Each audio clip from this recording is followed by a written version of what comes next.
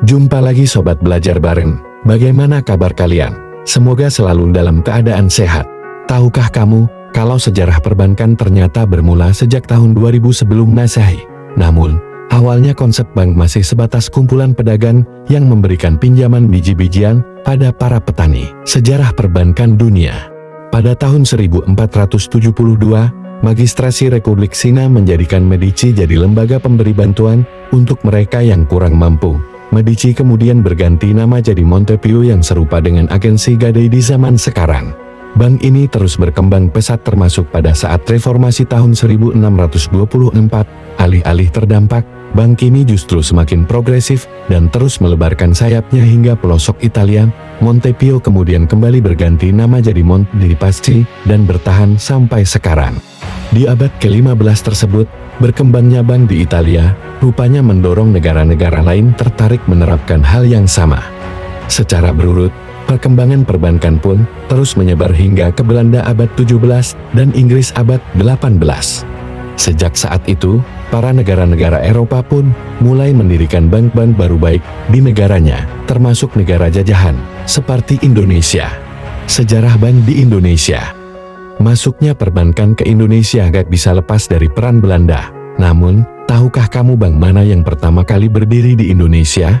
Pasti banyak yang mengira kalau bank pertama yang didirikan Belanda di Nusantara adalah Bank Indonesia atau yang dahulu disebut Bijavashtebank.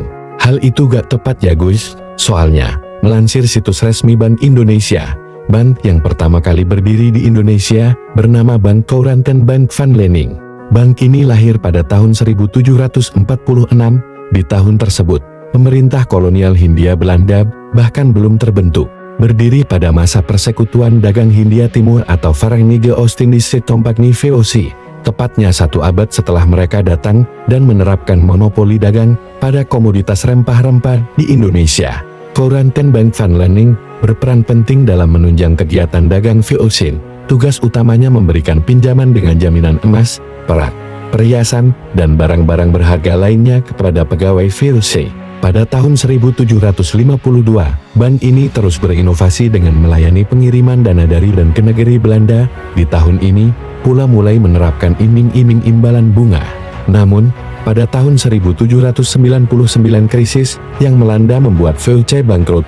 Wilayah koloni VOC kemudian berpindah tangan ke Hindia Belanda dan terpaksa menutup bank ini pada tahun 1818. Sedekah di kemudian, lahirlah Bijavashtebank yang akhirnya menjadi cikal bakal Bank Indonesia seperti yang kita kenal sekarang.